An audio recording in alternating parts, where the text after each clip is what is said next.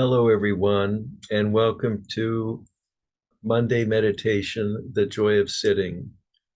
This hour is dedicated to mindfulness practice and meditation. And it is a great joy to see you here with me this evening. Tonight, our conversation is really open, an open look at what the Buddha taught, and really more specifically, how we practice mindfulness with regard to loving kindness. We will take a deep dive into this evening in our opening talk. And then following that, we will do our spaciousness meditation that, of course, goes back to the Soto Zen tradition of Shikantaza. Additionally, we will talk about the awakening of the heart and what that really implies, and also taking a look at what is suffering. What does that mean, suffering? And what the Buddha awakening revealed. Following that, we will do our body-centered mindfulness practice, which is an incredible practice throughout your daily life, and also our heart-centering meditation with the joyous gift that it gives us.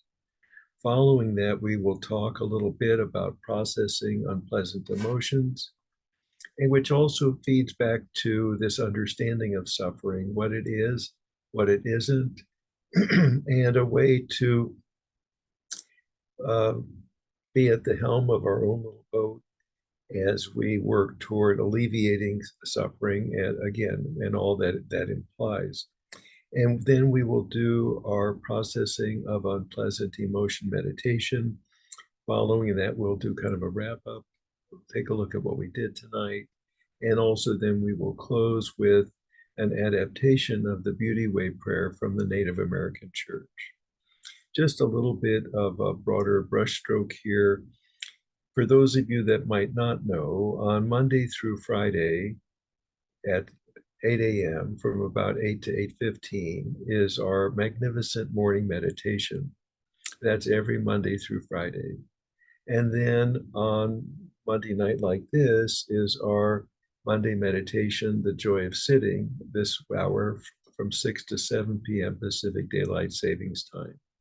Tuesday night, we changed the focus a little bit to focus on contemplation as well as meditation. And so this is really considering if there's any value in contemplation and what that would look like. We will contemplate one of the stanzas from the Tao Te Ching and also one of the daily practice of loving kindness contemplations. So before we really jump into the pool here, I'm going to wave back to those of you that are here. Grace Smith, 12278, thank you for being here. And it is a good evening, and really especially good that all of you are here as well. And also waving to my boy, Bonessi. Thank you for being here this evening as well. Waving back to you, Harvesters of Sorrow Healing. Thank you for being here. And Sign to 39, thank you for being here. So let's go ahead. First of all, in the way that I lead these spaces, they're really open to comment. And so it's always nice to hear, to read that you're able to hear this. And it isn't just me on my end thinking I'm giving a great class, but you really comment. And just all I need is someone to give me an emoji, could be a heart, could be clapping, whatever it might be, or write in the comment area that the volume is adequate. I think I'm just going to turn up the volume on this end. I don't know if that changes anything, but in any event, that much I can do. Additionally, this space, for those of you that do like to interact, if you go to my website, artofconnectionnow.com, that's artofconnectionnow as one word.com, you'll find it says Monday Meditation. If you click on that, there's a Zoom link, and that ties into the Zoom space that simultaneously I have 3 different social media platforms up just to allow more people in different spaces to participate, to enjoy these offerings. And these are really my free offerings, meaning out of service, out of my desire to help as many people that are interested in this, an opportunity to experience this and see if it's a benefit to you. If it's a benefit, maybe you'll come back again. And then also there are other offerings available through my website. When you come to Art of Connection Now, the Art of Connection Now, when you come to my website, artofconnectionnow.com, there'll be an invitation to enroll in the daily practice of loving kindness.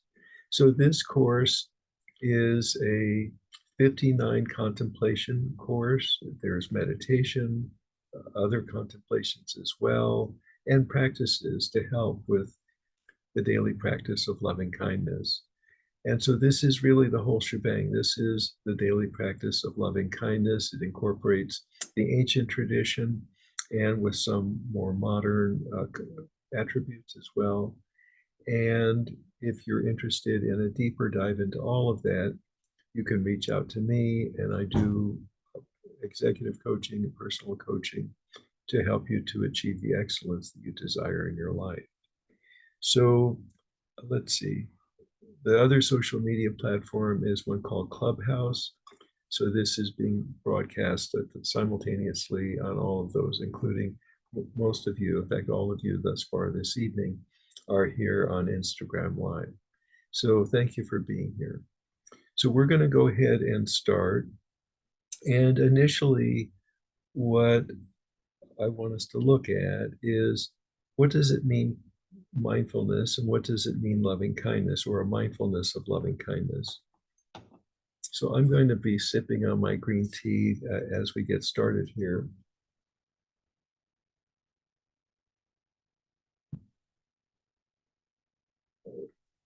First of all, mindfulness has to do with your intention. And in the core middle way teachings that the Buddha taught, and just to break down some things so that you understand, I'm not just saying these fancy terms without any way of you knowing what does that mean. All that the Buddha taught, all of the Buddhist Dharma focuses, at least in the middle way teachings, is this middle way, which means that it's a path between the extremes. That's all the Buddha taught. A path between the extremes. So the extremes are, on one side, are people that enjoy drugs and drug use and orgies of a variety of different types. And I'm not criticizing or condemning. What the Buddha did is he recognized that that lifestyle did not yield freedom from suffering, that those people also suffer. And then on the other extreme, people like that lay on beds of nails in those austere yogic practices, they also are not free of suffering.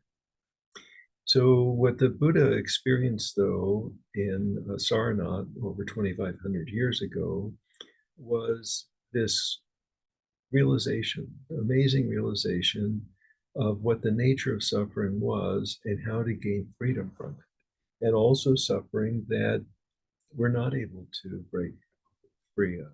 For example, when someone that you love or a critter that you love, little kitty or doggy or whatever your critter might be your husband or wife, however you determine all of that. And I hope you understand I'm joking. I don't mean to belittle anyone. So when, as time goes on, most likely you will outlive this critter, this dog or cat, as I said, or whatever your pet might be. And when that happens, if you have deep feelings about that critter, you will experience sorrow that they're no longer here. Even if they had a great life and all of that, the way that we bond or form attachments when that consciousness is no longer in that body, we feel the pain of that loss. And that's inevitable. However, there is a type of suffering that is different than that. And so it has to do really with how we bond and attach to other things like our personality, how people treat you, how they speak to you, what it's like for you when you witness certain events, whether it's in the news media or wherever it may be.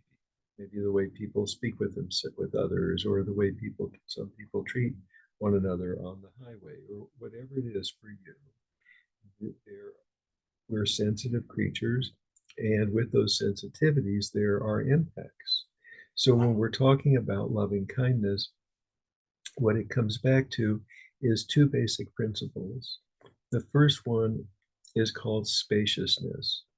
And spaciousness, easy enough to explain, having space for yourself, having space for who you are, this lifetime that you're enjoying, or maybe at times you're not enjoying, but this particular incarnation, you do you have space for yourself, which also implies with all of your thoughts and all of your feelings and all of your actions and inactions and reactions, and also your responses to different events in your life. So when it comes to loving kindness, part of loving kindness is how you speak with yourself in your own mind and how you treat yourself. Now, that doesn't mean that you have to have the best of everything. What it means, though, is, do you love yourself?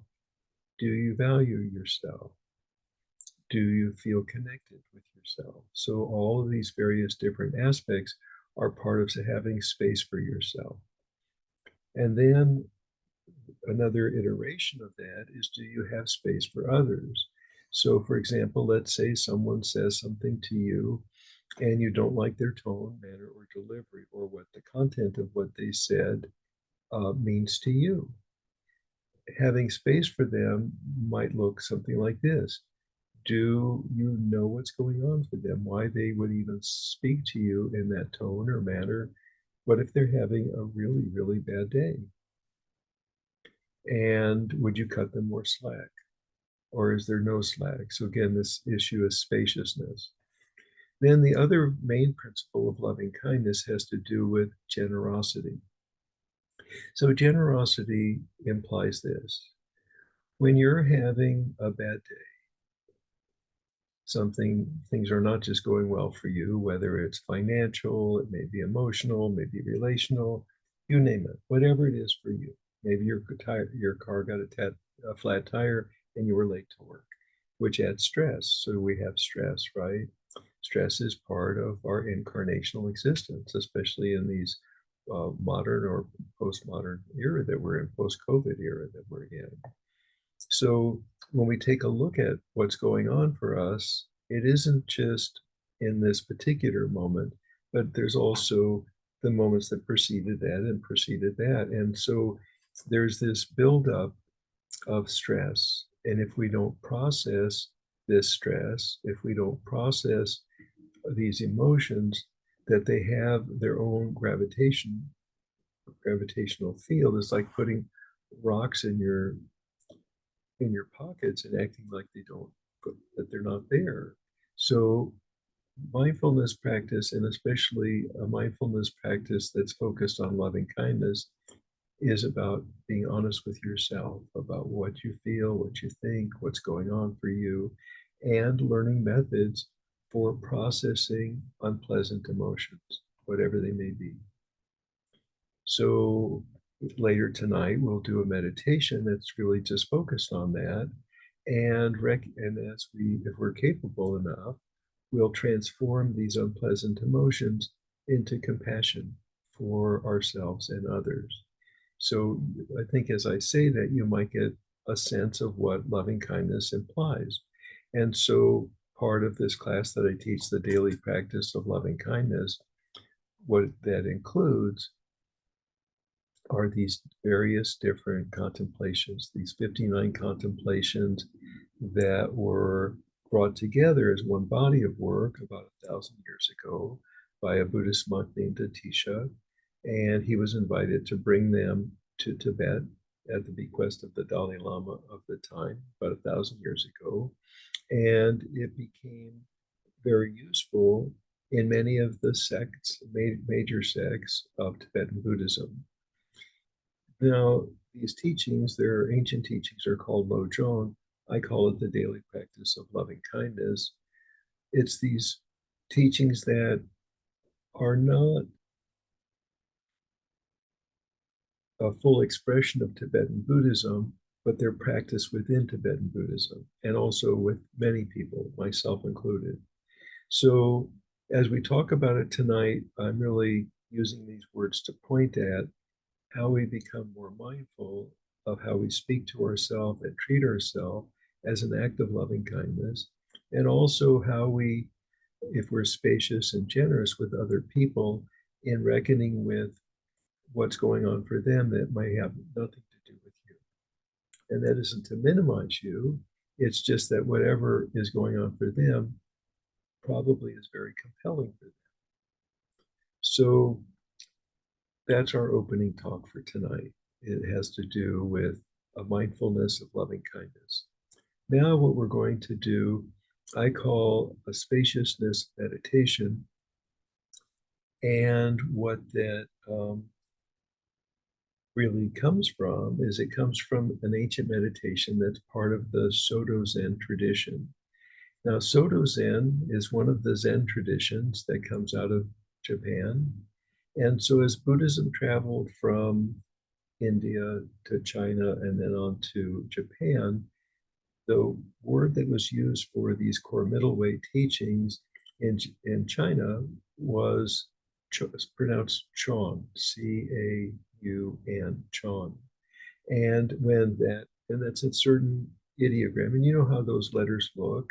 There are lines, they look different than our American alphabet, but they're for, they're caricatures. There are certain glyph there, that is that form. So the same glyphs were used in Japan as were used in China with different meanings and also different pronunciations. So in China, it was pronounced Chan. In Japan, it was pronounced Zen. And then there are three of the major schools of Zen in Japan. Soto Zen is one of the three pillars or teachings of Zen in Japan.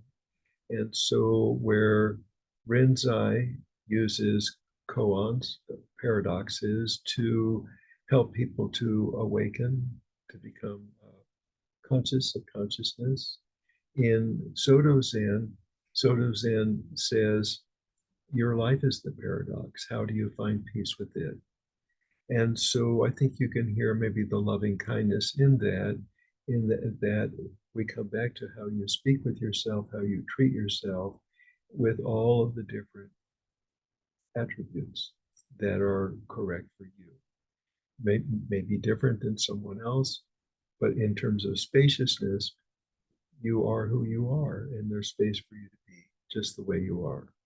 And yet how I interact with you, how you interact with me on a very subjective way, it makes a difference.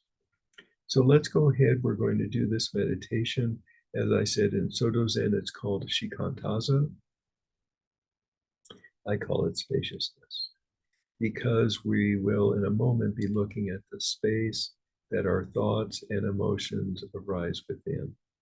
So it's always a good thing to do when you sit for meditation is to readjust how you're sitting. If I'm sitting in a chair with the back, you can sit forward. I'm leaving that up to you. You decide how you're going to sit. And then very slowly allowing your eyelids to drift downward until they do close.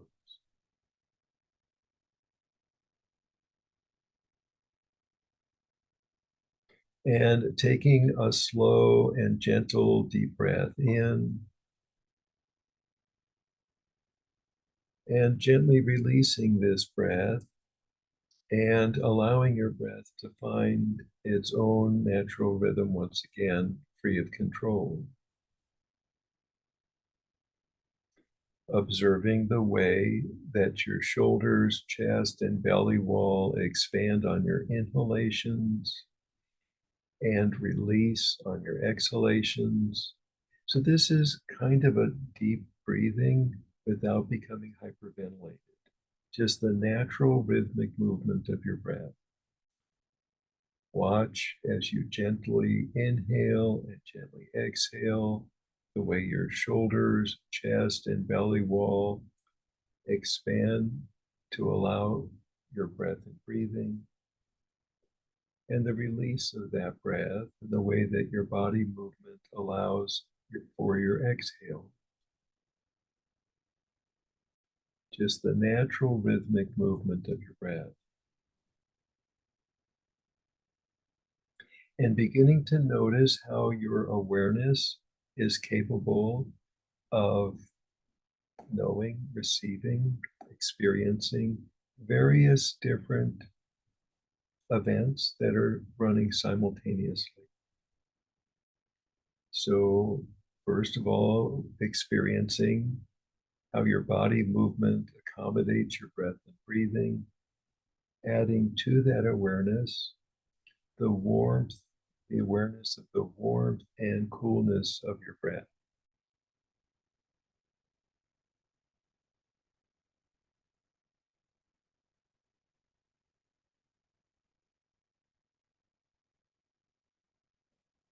And adding to that the awareness of the moist and the dryness of your breath.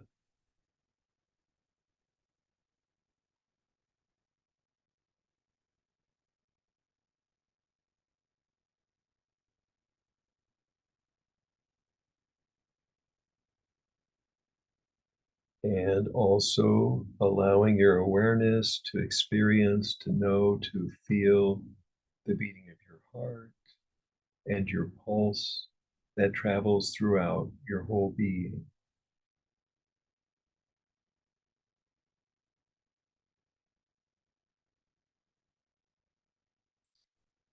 Experiencing the way that your body movement with the expansion of your shoulders, chest, and belly wall allow for your breath and breathing on your inhalations, and the release of your breath with the movement of your belly wall, chest, and shoulders on your exhalations, along with the beating of your heart and your pulse. These other qualities of your breath and breathing, warmth and coolness, moist and dryness, and also beginning to become aware of your thoughts and the space that your thoughts and emotions arise within, allowing your thoughts to come and go or come and stay, noticing how your thoughts can become fantasies, dreamlike images, and the space that they're portrayed within.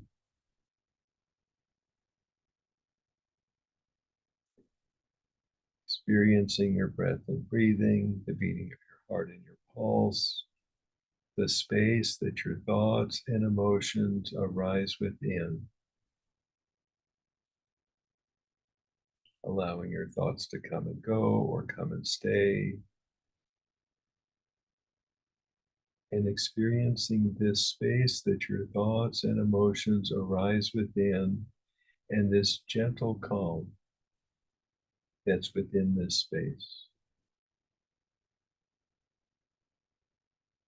And from this calm, from this space, noticing perhaps that it makes it easier to experience your breath and breathing, the beating of your heart and your pulse, awareness of the space that your thoughts and emotions arise within, and this calm that's right here, that's always right here. Softening into your calm with awareness of your breath and breathing, the beating of your heart and your pulse, the space that your thoughts and emotions arise within, and this amazing calm that's always right here. And if you can allow yourself to step into your calm and experiencing your breath and breathing, the beating of your heart and your pulse, all of these qualities of breathing, and this amazing space that your thoughts and emotions arise within, and this calm that's always right here. As you're aware of your breath and breathing, thoughts that come and go or come and stay, and you're calm. This space,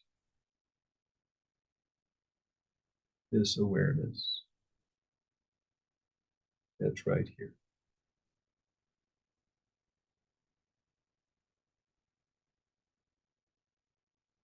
And even if you get distracted, just for the moment, come back to this space that your thoughts and emotions are arising within, and this calm that's right here with you. Taking just another moment to unhook and float and drift and allow your calm to be right here with you.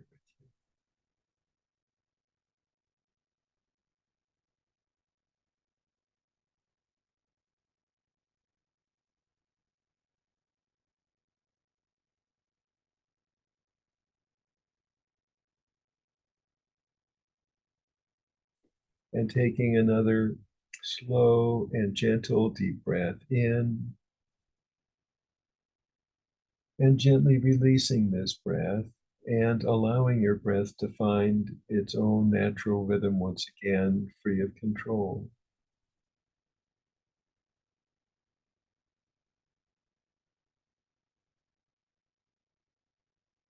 And slowly beginning to move your fingers and your toes, gently stretching your hands and your feet, slowly moving your wrists and your ankles, gently shrugging your shoulders and stretching your back and your neck and your arms and your legs.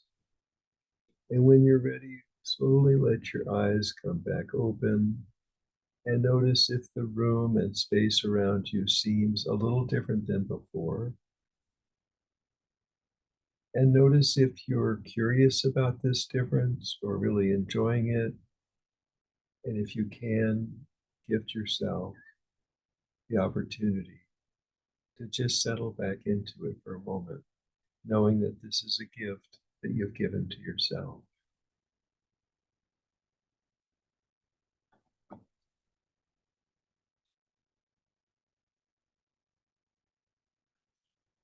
So now, for the middle talk of the evening, I want to focus on the Buddha, the historical Buddha, Siddhartha Gautama. And here was a man. He never said he was a god. Here was a man that was so driven to understand suffering. How did it happen? What caused it to happen? And was freedom from suffering possible? What would that even look like? And so part of his realization that morning, when the morning star arose and he had this uh, understanding, is that there's a truth that there is suffering. And the Buddha never said he was completely free of suffering. Part of suffering is that the body, we have bodily feelings, we have aches and pains, and sometimes it hurts to breathe, and sometimes we get indigestion, and all of the various things that are part of incarnational existence. There is a truth that there is suffering. And so, awakening, the spiritual awakening that comes with these, the training, the Buddhist training, is not without suffering. It's that we gain an understanding of it. And we gain an understanding of how we make matters worse, which is called needless suffering. For example, let's say that someone around you, a brother, a sister, a friend, a wife, a husband, um, someone important to you, maybe someone that isn't important to you, they say something and you take it a certain way. And in the way that you take it, it you feel that they were deliberately trying to hurt your feelings. They spoke to you in a way that you didn't like, you didn't prefer it. It was an unpleasant feeling. And so please understand there we have associations from childhood regarding what things mean and what they don't mean. And while that was true growing up in that time frame, this person might not intend it that way. So it's hard to reckon with whatever they intended because we don't know if they would even be honest with us if we asked. And if they told us, if they told you, would you believe them? Or would you say, oh no, I know what you mean? And then you have to get your 2 cents in, and it goes round and round and it can get very ugly. From a place of loving kindness, taking a moment rather than reacting. There's always, you can always react, but once you react, it's kind of like getting on a roller coaster ride. After you start over that first hill, you're on for the ride. And once we go into lapse into reactivity, it's over, meaning that we can't stop that once that wheel's in motion until we come to the end. And that's not necessarily pretty. And if we can pump the brakes a little bit and consider that we don't know what's going on for them, if we were to say, how are you doing? Are you having an okay day? Can you tell me what's going on? And they might have quite a story to tell that had nothing to do with you, but everything to do with what's going on for them, which then, if you could believe them, might give you some compassion. See how tricky it is? But knowing when to pump the brakes makes a difference. And if we don't know where the brakes are, then we're really, what are our options? So part of the daily practice of loving kindness is a training to learn where the brakes are and how you can pump them so that you're kinder to everyone. Because when we react, there's emotional fallout from that. And it's unpleasant to live with that inside. And so that's why it's called needless suffering. And so in the teachings that the Buddha taught, paying attention is the key that unlocks all of the Buddhist Dharma, all of the teachings, knowing where to look, paying attention. How did that happen? What happened first? And then what happened after that? And then following the chain up into and maybe through the place of reactivity, whether your reaction is internally, where you make yourself bad and wrong. I shouldn't have spoke to that person. They have every right to be angry at me. You'll make yourself wrong, which is kind of like using an old term for that monks used to use in the old days to punish themselves. It was called a flail. It's like a leather, maybe sometimes the leather had metal attached to the end, and a person would beat themselves with it. So this isn't to beat yourself up. This is to help you so that you feel good about yourself and that you can connect with others and understand with compassion what the human experience is, and that not everything is about you, not everything is about me. And I'm not trying to belittle you in any way. So as we get into this is just to open up some doors so that we get a broader perspective, a greater panorama of what the causes of needless suffering are and what it would look like if we could pump the brakes. So now what we're going to do in terms of pumping the brakes a little bit is we're going to do some what I call body-centered mindfulness practice This is an ancient method for releasing stress, and it's said to go back to the time of the Buddha. So maybe it was there before the Buddha, but in any event, the way I heard it, it goes back to the time of the Buddha. And then following that, directly from that, we're going to go right into the heart centering meditation that I first learned about this, roughly this way of meditating from a Sufi lineage called the Naqshbandi, which practice dream work and a heart centering meditation. And there are many forms of heart centering meditation. This just happens to be one that I know about and enjoy. So once again, please reposition your body on the surface that your body's resting, and very gently allowing your eyelids to drift downward until they do close.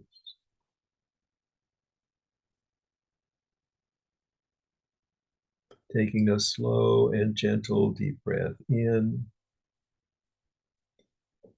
and gently releasing this breath and allowing your breath to find its own natural rhythm free of control.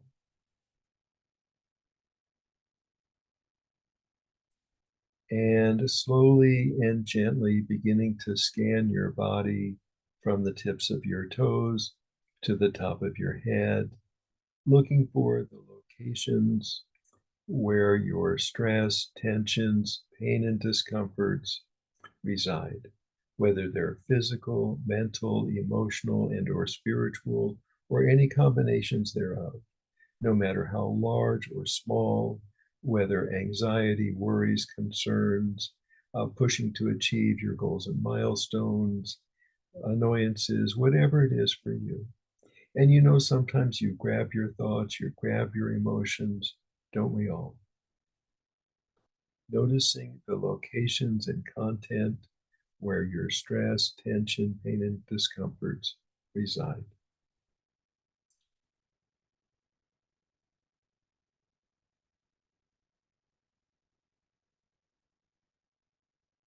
And giving these locations and content a gentle, warm, nurturing, caring, loving, inclusive, and connecting embrace. Allowing your love to work for you. And tightening your embrace just a little bit more in order to give these locations and content a very full hearted, open hearted, warm, tender, nurturing, loving, inclusive, and connecting embrace.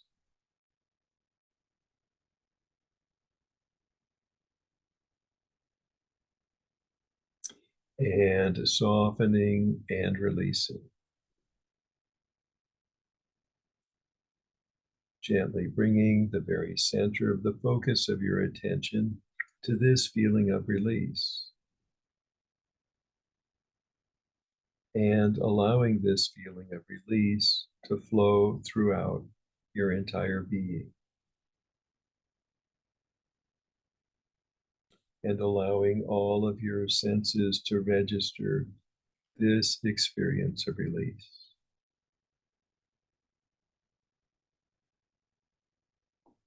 And softening into this experience of release.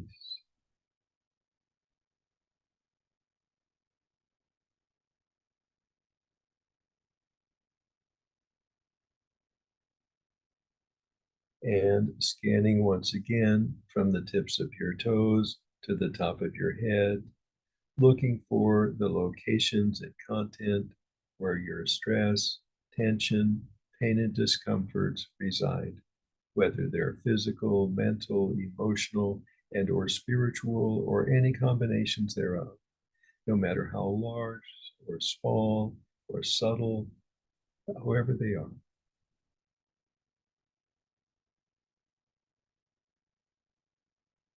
And this time, giving these locations and content the gentlest of warm, tender, nurturing, loving, inclusive, and connecting embraces.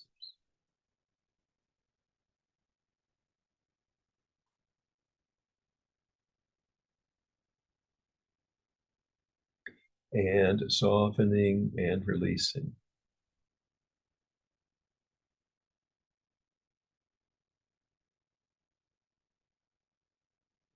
gently bringing the very center of the focus of your attention to this feeling of release.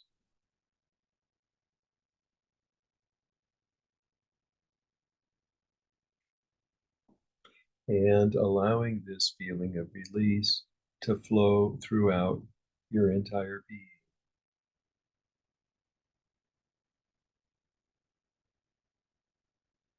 And allowing all of your senses to register this experience of release.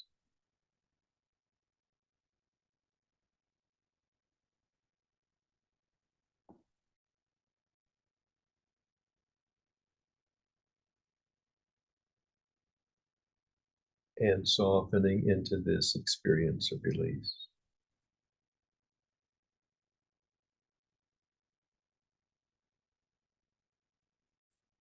And scanning one more time from the tips of your toes to the top of your head, looking for the locations and content where your stress, tension, pain, and discomforts reside, whether they're physical, mental, emotional, and or spiritual, or any combinations thereof, no matter how large or how small.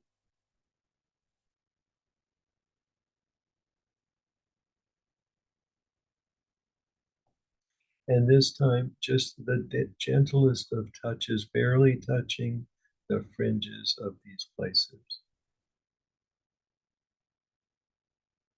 with a warm, tender, nurturing, loving, inclusive, and connecting contact.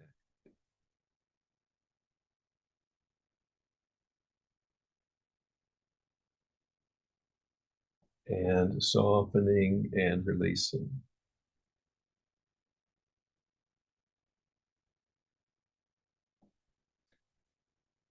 And gently allowing all of your senses to focus on this experience of release.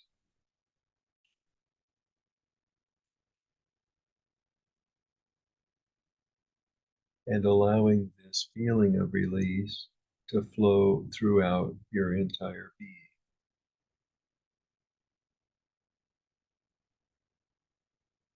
And allowing all of your senses to register this experience of release.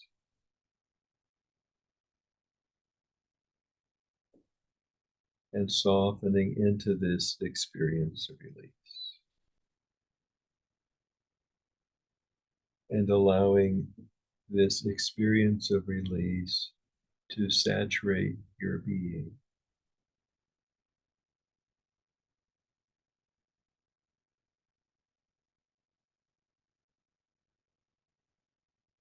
And very gently bringing the very center of the focus of your attention to the dull ache in your heart, the doorway in. And you know this dull ache from many losses that you've had throughout this lifetime, whether they were great or small, however that was for you. The doorway into your heart, this dull ache in your heart, is always here, even a long time after any of these losses took place. And leaning back into this dull ache, leaning backward into the doorway, into your heart, and leaning back more and more and more until you somewhat plop inside your own heart.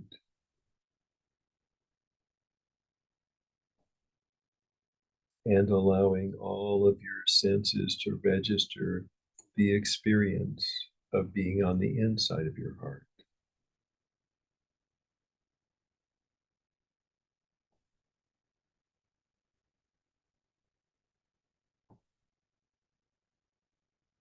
It might be more quiet on the inside, perhaps more peaceful, however it is for you.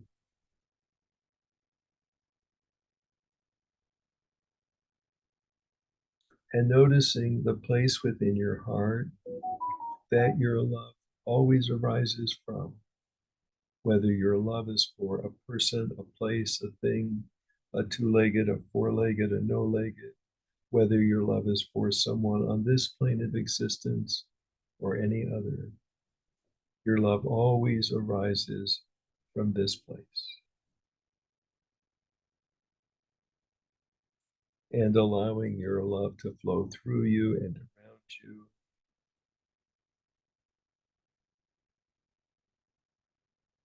And allowing all of your senses to register this pure love that lives within you.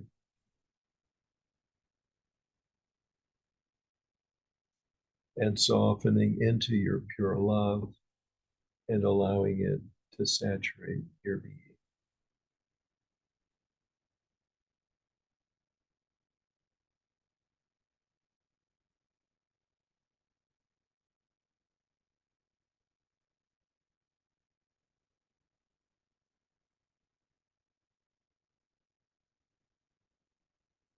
And beginning to notice perhaps some of the essences of love that live within your love, that are part of your pure love, like caring and kindness, and also this incredible vibration of connection that lives within your love, that feeds your desire, appetite, wanting, needing for a meaningful sense of connection, this amazing vibration of connection that lives within you. And you know what it's like when you're able to connect and how it feels when you want to connect with someone, with anyone, with anything, and it is possible in that moment. And allowing your vibration of connection to flow through you and around you.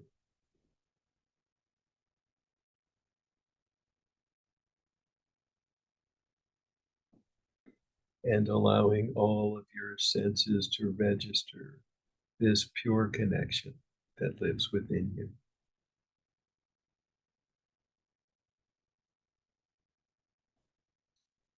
And softening into your pure connection and allowing it to saturate your being.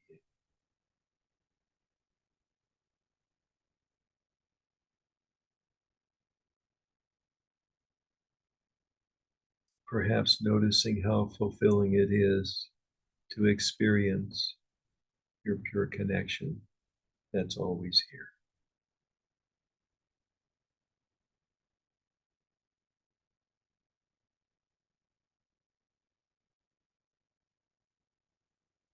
And taking just another moment to unhook and float and drift within this pure connection that lives within you.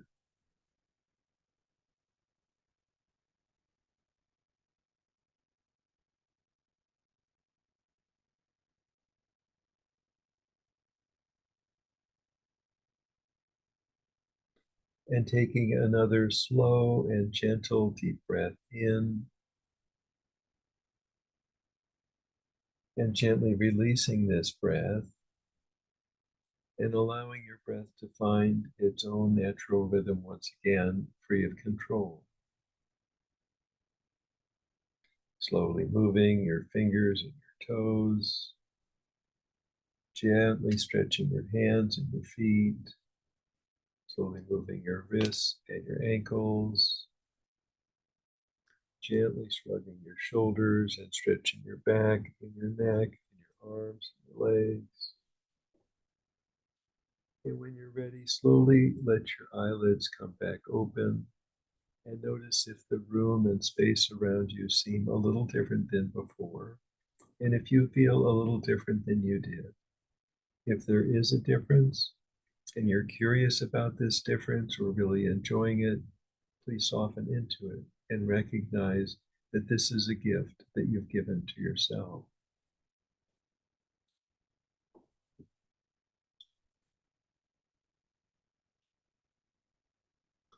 Earlier, I spoke about needless suffering. And some of needless suffering evolves from our reactivity. And also, it hurts when we try to bury it, when we try to be better than it, when we try to push it down, when we want to protect ourselves and we close ourselves off. And when we shut down, the person that hurts the most is you. because you have no access to yourself. And it doesn't hurt less when we shut down, it hurts always. And that's a way of becoming imprisoned or embittered at life, where we seek depression because we don't want to ascend to the heights just to get crushed again. And yet, that methodology really creates a living hell. And so, if we're going to find freedom from needless suffering, then what do we do? And so, what we do is we learn how to process our unpleasant emotions. So, this is one of a lot of different methods in my work with people. There are many other things that I teach as methods for processing unpleasant emotions. But what we're going to do tonight is part of the ancient tradition that was brought by Atisha to Tibet all those years ago. In the Lojong teachings, the Tibetan word for it is Tonglen. So first of all, Lojong means giving, and excuse me, Lojong means to cultivate loving kindness. So it's that practice of cultivating loving kindness, which, as we said earlier, comes back to spaciousness for yourself and others and generosity. So part of this whole practice with all of that, and I encourage an attitude of gratitude. So gratitude helps us to keep our heart cracked open. It's part of the Ascension Beatitudes, which is all about how we keep our heart open. The easiest one, in my opinion, of all of them is gratitude, because there's always something to be grateful for. You can even be grateful for that you hurt this badly, because if you hurt this badly, maybe you could feel that good at another time. And so it's not a trade off, but it's a way of keeping your heart open. So, this method that we're going to use, I call processing unpleasant emotions. In the old school ways, it's called Tonglen, which means giving and receiving. So, when something bad happens or something unpleasant happens, that you're breathing that in and you're breathing it out. And unless you process it, how do you get free of it? So, processing it is a way of moving through it. So, we're going to still stay with the inhalation part, but you'll see we're not going to be stuck in it. So, it's always a good idea to start with the worst one first. And the reason for that is that if you start with the thing that's the most unpleasant of today, of this last week, whatever it is for you, what's the worst one? Pick the worst one, because if you do, then you're not making it up. You're not calling it to you, but you're not making it up.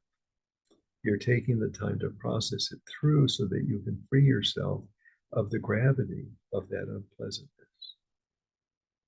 So, again, repositioning your body on the surface that your body's resting upon, and very gently allowing your eyelids to drift downward until they do close.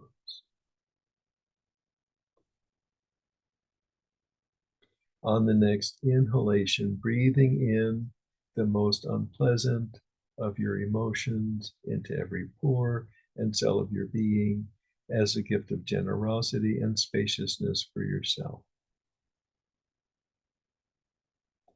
Breathing out love, kindness, compassion, caring, and connection through every cell and pore of your being as a gift of generosity and spaciousness for yourself.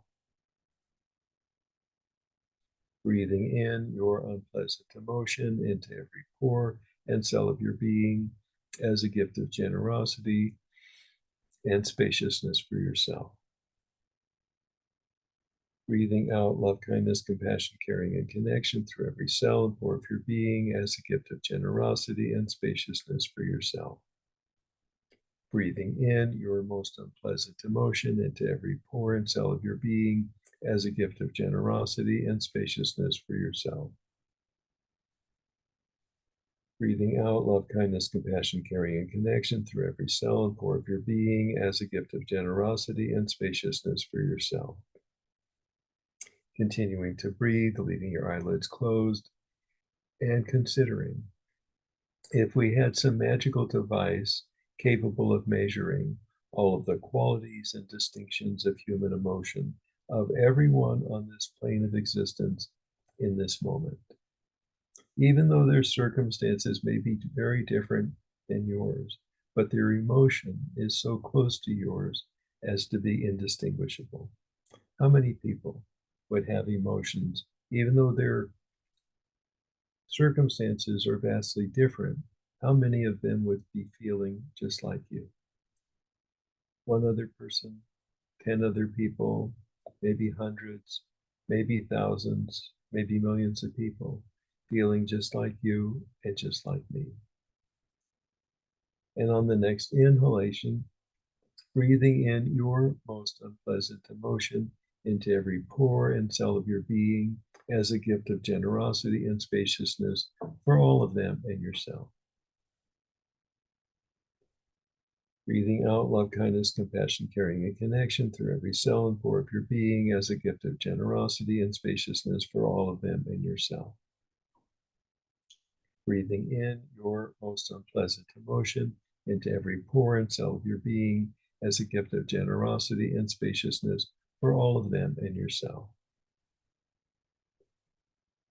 Breathing out love, kindness, compassion, caring, and connection through every cell and pore of your being as a gift of generosity and spaciousness for all of them and yourself. Breathing in your most unpleasant emotion into every pore and cell of your being as a gift of generosity and spaciousness for all of them and yourself. Breathing out love, kindness, compassion, caring, and connection through every cell and pore of your being as a gift of generosity and spaciousness for all of them and yourself. Continuing to breathe, leaving your eyelids closed and evaluating.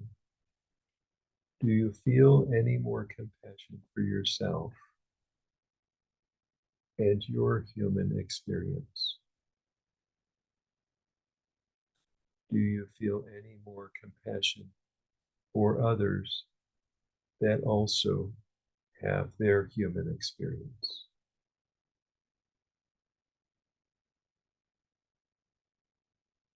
When you're ready, slowly let your eyes come back open. Notice if the room and space around you seems a little different than before, and if you feel a little different than you did. If there is a difference and you're curious about this difference or really enjoying it, please soften into it and recognize that this is a gift that you've given to yourself. So let's take a look at what we did tonight. First of all, there was an opening talk about mindfulness and loving kindness practice. Throughout the night in our talk, we talked about the Buddha and his realization and teachings that have come forward, like in the Soto Zen tradition, we did the shikantaza or spaciousness meditation and experience the space that our thoughts and emotions arise within and this precious calm that's always here within you in that space. Then further, we talked about the awakening of the heart and what the Buddha taught regarding suffering, needless suffering, and incarnational suffering. And then we did our body centered mindfulness practice and our heart centering meditation and got some relief from our stress and also experienced this incredible sense of a meaningful sense of connection with yourself within your own heart. Following that, we talked about processing unpleasant emotions, and we did the processing unpleasant emotion meditation, which took us from our most unpleasant emotion to our compassion for our human experience and also for other people's human experience. So we're about to close our evening for tonight, and we're going to do that with a beauty way prayer from the Native American Church. And I'll talk here in a minute a little bit more about the beauty way prayer. And we'll close our evening from that. But I want to wave back to some of you that I have not yet acknowledged that are also here. I'm waving back to 6.5 underscore Caldiz. Thank you for being here. And for Ramlock, thank you for being here. And J. Chi Kubara, thank you for being here. I think you're down in the Gambia. Long way to thank you for being here tonight. And Mary Anne's M111, thank you for being here. And Dozer Dreamer, thank you for being here as well. So let's see here. Thank you all for being here. We're about to close with the Beauty Way prayer. And by the Beauty Way prayer, what I mean here is that there's a type of beauty that is in nature that gives us a sense of awe and wonder. And this particular beauty, it touches us in a certain way. I like to use the Milky Way because, first of all, the Milky Way is so immense that it transcends our understanding. And also, its longevity is so incredibly huge that it's far greater than any one human birth. So, and yet at the same time, that's not to diminish you or me. It's to help us to remember that we're a part of something that is so incredible that it transcends our understanding. So when I say the word beauty in this prayer, it's this beauty.